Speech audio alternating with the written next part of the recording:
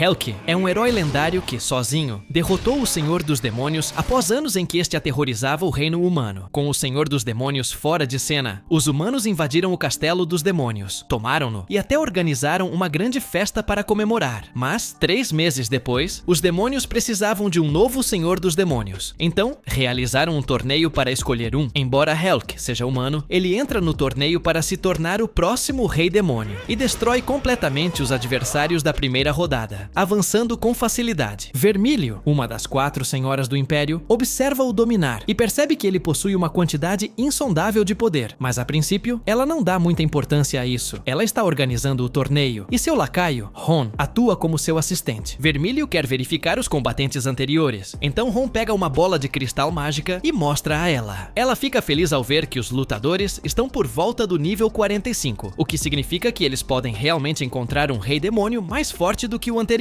Mas então, Helk aparece na tela, e Vermílio imediatamente percebe que algo está errado. Ron explica que Helk é basicamente o favorito dos fãs, mesmo sendo um humano do reino dos heróis. Vermílio quase morre de choque, dizendo que um humano nunca deveria ter sido admitido. Um humano se tornando o Senhor dos Demônios soa como um pesadelo para ela. Ela acha que os humanos usariam isso como desculpa para invadir. Ron discorda e mostra a ela uma cena alegre de Helk sorrindo, dizendo que ele parece tranquilo. Vermílio não acredita nisso e simplesmente o chama de Bacá. Ron tenta acalmá-la, lembrando-a de que Helk assinou o contrato verde escuro, o que significa que ele fisicamente não pode atacar ninguém fora do ringue. Vermílio insiste que Helk já deve ter descoberto uma brecha e está usando isso a seu favor. A filmagem até mostra Helk nocauteando seu oponente e caminhando em direção a ele como se estivesse prestes a acabar com ele. A raiva de Vermílio aumenta quando ela teoriza que Helk planeja eliminar todos os candidatos potenciais a Senhor dos Demônios. Mas essa teoria desmorona quando Helk, em vez disso, ajuda o cara a se levantar e lhe oferece a mão. Isso deixa Vermílio ainda mais furiosa, pois ela não consegue entender suas intenções. Ela fica tão brava que literalmente explode o prédio com sua magia. Sentada nos escombros, ela avisa a Ron que ele será rebaixado se não conseguir encontrar uma solução. Ron finalmente usa seus 2 neurônios e sugere parar a luta completamente. Em vez disso, eles deveriam fazer com que os competidores construíssem um castelo de cartas. Quem terminar primeiro, avança. E para garantir que Helk não vença, darão a ele um baralho extremamente escorregadio. Vermílio admite que a ideia não é tão ruim assim e concorda em considerá-la. Vermílio também quer mais informações sobre Helk, então ela envia seu melhor espião, Asta, para o reino humano. Mas quando Asta chega, ela imediatamente percebe algo estranho. Não há literalmente ninguém lá. De volta ao torneio, a próxima rodada começa e Vermílio escolheu a ideia do castelo de cartas de Ron. Todos começam a construir. Vermílio acha isso mais chato do que esperava, mas fica encantada ao ver Helk se esforçando como todo mundo. Mas então, Helk decide parar de se conter. Ele libera uma enorme rajada de vento, que leva embora as cartas de todos os outros. Então, ele constrói calmamente seu próprio castelo de cartas em velocidade recorde. A multidão enlouquece. Vermílio fica furiosa. Ela o acusa de trapaça e tenta reescrever as regras. Então, um cara chamado Kenros aparece do nada e começa a hipnotizar os competidores. Ele faz um discurso aleatório sobre os castelos de cartas representarem sua base e diz que eles devem protegê-los a todo custo. Os outros competidores têm um QI negativo, então acreditam na história instantaneamente. Isso de repente coloca todos os competidores uns contra os outros e eles começam a brigar. Vermílio desaba ao ver aquilo, mas Ron diz para ela relaxar. Enquanto isso, Asta ainda está no reino humano vazio, bebendo café calmamente. Ela tem a rara habilidade de telepatia por meio de ações. Então, ao beber café, consegue se comunicar com sua irmã gêmea, Ista. Ela atualiza Ista sobre a situação e o fato de que não encontrou nenhum humano. De volta ao torneio, Helk vence todas as competições idiotas que Vermílio inventa, enfurecendo-a a cada vez. Durante a competição de culinária, ela se disfarça de jurada para dar a ele um 0. Não importa o que ele prepare, mas, no momento em que prova a comida dele, ela instantaneamente lhe dá um 10, porque está deliciosa demais para mentir. Depois disso, ela volta para sua sala do trono para pensar em maneiras de derrotar Helk, mas Ista chega para apresentar um relatório. Ela explica que Helk tem uma enorme recompensa em seu nome no reino humano e é considerado o pior criminoso da história da humanidade. Ele é conhecido por ter matado seu próprio irmão. O mais louco de tudo é que seu irmão, Class, é na verdade quem derrotou o Senhor dos Demônios e não Helk. Ista acrescenta ainda que Asta não encontrou encontrou nenhum humano na aldeia. Parecia que todos simplesmente desapareceram de um dia para o outro. Vermelho fica chocado. Ron então irrompe pela sala, em pânico. Ele anuncia que o castelo de Urum caiu. Vermelho diz que isso é impossível. O lugar é muito bem protegido. Nenhum herói é forte o suficiente para conseguir isso. Mas esse é o problema. Ron explica que não foi um herói. Foi uma frota de cavaleiros brancos com asas. Eles eram tão poderosos que o senhor demoníaco do castelo Urum teve que se sacrificar apenas para atrasá-los. Vermelho percebe que o castelo deles provavelmente será o próximo. Ela ordena que Ron reforce a barreira e prepare as tropas. Enquanto isso, enquanto todo esse caos grave se desenrola, Helk está ocupado brincando com seu novo amigo Kenros, como se nada estivesse acontecendo. De volta ao castelo, Vermelho reflete sobre as informações que Ista acabou de revelar e percebe que livrar-se de Helk é a única opção. Ron então aparece com um sorriso malicioso fora do comum e diz a ela que preparou uma corrida de cavalos para a próxima competição. Ele está confiante de que isso finalmente eliminará Helk. Chega o dia da corrida. Todos entram montados em majestosos cavalos de guerra, exceto Helk, que aparece montado em um minúsculo pônei. Vermelho espera que a multidão zombe dele, mas, em vez disso, todos começam a admirar Helk ainda mais, dizendo que ele é tão grande e forte que faz o cavalo parecer minúsculo. A corrida começa e todos os cavaleiros avançam, exceto o cavalo de Helk, que é tímido demais para se mover. Vermelho fica empolgada, certa de que Helk está finalmente acabado, mas Hyura, uma das competidoras, rapidamente percebe o plano de Vermelho e Ron. Ela percebe que eles manipularam a corrida de Helk de propósito. Vermelho presume que Helk não tem chance de alcançá-los. Então, ela se move para o outro extremo da pista, para observar os outros. Mas os outros competidores também não estão tendo vida fácil. Vermelho armou o percurso inteiro com armadilhas, para o caso de Helk, de alguma forma, chegar até ali. Kenros e Hyura estão lidando bem com as armadilhas e permanecem na liderança. Hyura está correndo em segundo lugar e prefere assim, já que o segundo lugar é suficiente para se classificar. Mas de repente, Helk aparece atrás deles a uma velocidade insana. Ron treme de terror. Não há como um mini pônei ser capaz de se mover tão rápido. E ele está certo, porque Helk não está montando nele. Ele está correndo ao lado, com as pernas tocando o chão, usando o pônei como uma decoração. Vermelho pensa em desclassificá-lo por trapaça, mas Ron a adverte que fazer isso vai irritar a torcida. Ele a tranquiliza, lembrando-a de que Helk ainda tem a pista de obstáculos com armadilhas pela frente. Mas Helk destrói todas as armadilhas que encontra sem diminuir o ritmo. No fim, ele nem finge mais estar montando. Está correndo a toda velocidade, enquanto carrega o pônei debaixo do braço. Ele alcança Kenros e Hyura rapidamente. Enquanto Helk passa correndo, Kenros decide imitá-lo, pois se recusa a deixar Helk roubar sua vitória. Kenros salta do cavalo e começa a correr também. Hyura permanece no cavalo, já que está satisfeita com o terceiro lugar. Kenros realmente começa a alcançar Helk, mas Helk ainda cruza a linha de chegada em primeiro. Kenros não fica chateado. Ambos demonstram espírito esportivo e trocam um abraço lateral. Vermelho está prestes a explodir de raiva, mas Ista entra para entregar um relatório do esquadrão de reconhecimento. Ela diz que, no momento, não há sinais de um ataque inimigo se dirigindo ao castelo, mas eles confirmaram a existência dos cavaleiros alados. Eles até conseguiram identificar o líder deles. Vermelho diz que isso não significa que possam relaxar. Ela quer sair correndo e destruir os cavaleiros alados sozinha, mas não pode sair ainda porque Helk continua sendo uma ameaça não resolvida. Naquele momento, Azudra aparece atrás dela, dizendo que tem algo importante a dizer sobre os cavaleiros alados. Vermelho presume que ele já deve estar curado, já que está falando calmamente. Mas quando ela se vira, vê que ele ainda está em péssimo estado. Ele desaba de dor e sugere que a competição final seja uma missão para retomar o Castelo Urum dos Cavaleiros Alados. Quem derrotar o inimigo e recapturar o Castelo Urum se tornará o novo Senhor dos Demônios. Azudra explica que isso resolve dois problemas de uma vez. Eles podem retomar o Castelo Urum e testar se Helk pretende lutar pelos demônios ou contra eles. Azudra sabe que as forças demoníacas não teriam chance alguma se Helk se tornasse hostil. Então, eles precisam confirmar agora se ele é alguém que devem eliminar. Vermelho pensa sobre isso e concorda que não é um plano ruim, mas ela pergunta a Azudra o que farão se Helk acabar se tornando inimigo deles. Azudra já está preparado. Ele pega um anel verde escuro. Se todos os competidores o usarem, não poderão causar dano uns aos outros. Vermilion considera a ideia brilhante, mas ainda assim promete arriscar a própria vida para matar Helk caso ele se torne inimigo deles. 5 dias depois, o teste final começa. Todos colocam um anel verde escuro, conforme as instruções. O locutor explica os detalhes da missão. Vermilion quer monitorar tudo de perto. Então, ela se disfarça como uma plebeia e assume o pseudônimo de Anne. Ela informa aos competidores que as forças que estão prestes a enfrentar são fortes o suficiente para derrubar o castelo Urum, mas ainda assim acredita que eles podem vencer. Mas antes da partida, Helk olha para Anne e a reconhece como a jurada do concurso de culinária. Anne não nega. Hyura também sabe que já viu Anne em algum lugar, mas não consegue se lembrar onde. Deixando isso de lado, Anne e Helk apertam as mãos em um gesto de espírito esportivo e a missão começa. Pouco tempo depois, Hyura derrota sozinha um grupo de goblins aranha, enquanto os demais ficam apenas olhando para ela, chocados. Todos ficam impressionados com sua força, mas Anne se preocupa que ela esteja se esforçando demais, então a adverte para não exagerar. Nesse momento, um novo enxame de goblins aranha cerca o grupo, deixando Anne tensa. Helk percebe sua reação e pergunta por que ela está incomodada, já que se trata apenas de insetos. Kenrose explica que não são insetos normais, mas insetos monstruosos criados pela toxina que se espalha por esta terra.